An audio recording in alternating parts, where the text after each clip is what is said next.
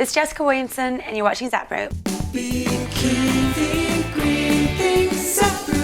While eating your apple on the way to work, here's something you may not have considered. As it turns out, you may actually be the cause of all that roadkill you've been seeing lately. You might not have hit it, but it still may be your fault. Even though we all think it's okay to throw an apple core out the window because it biodegrades, it generally doesn't get a chance. No, it's not a chain gang of convicted Wall Street bankers that are picking it up, although we wish it were. That apple in the middle of the road winds up attracting animals that would like a little veggie snack, but instead they wind up getting up close and personal with a 98 Toyota Corolla and get pancaked. But the fun doesn't end there. Then another little animal that just loves meat pancakes takes the business end of a 2002 Prius and pow! Instant roadside cemetery. In the middle of all this economic turmoil, somehow gas prices have still managed to stay low. So what is going on with our good friend oil? Well, the Bush administration signed a plan for offshore drilling on the outer continental shelf their last day in office. The plan itself wasn't even published till the day after they left office. With all the inaugural hoopla going on, maybe they thought they could just slip it in. But thankfully Ken Salazar, Secretary of the Interior, stepped in and blocked it. He said in the biggest area that the Bush administration wanted to drill, the Atlantic seaboard, which covers 1.7 billion acres from Maine to Florida, our data is 20 to 30 years old. We shouldn't make decisions to sell off taxpayer resources based on old information. So the plan is on hold for now, so scientists in several government organizations can find the information gaps and figure out the best way to deal with them. In other news, the Ninth Circuit Court of Appeals recently blocked Shell from drilling for oil off the Alaskan coast because they hadn't done a proper assessment of the environmental impacts of drilling for oil in an area that is home to several endangered species like the bowhead whale and the polar bear. Alaska's Governor Sarah Palin expressed dismay over the situation, citing potential loss of hundreds of jobs. I'm sure it has nothing to do with the fact that her husband's employed by them. And lastly, in big oil news, ExxonMobil was recently fined for failure to cut emissions of sulfur pollutants from smokestacks like they had promised in 2005. Exxon apologized and paid a whopping $6.1 million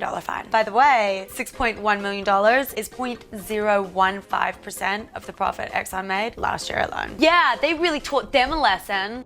Want some free stuff? Well, buygreen.com is looking to give it to you. Sign up on our community site, add a blog entry. You can use pics and videos, and the best blog entry this week will receive this. Sponsored by buygreen.com. And don't forget, there's a link in our show notes.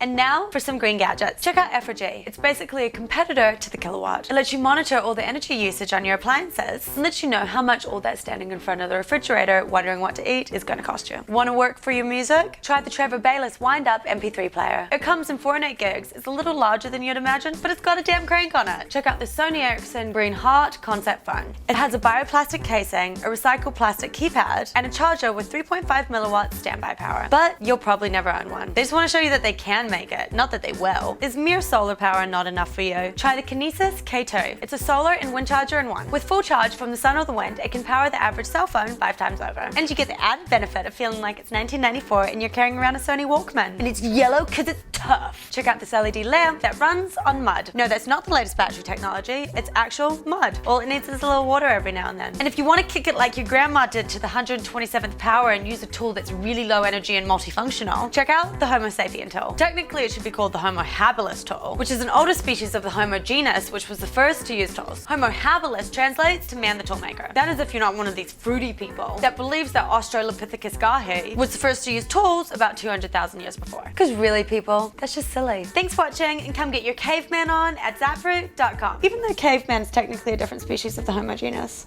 Hey YouTube user, you should subscribe. The button is right over here. Seriously, this button's all over the place.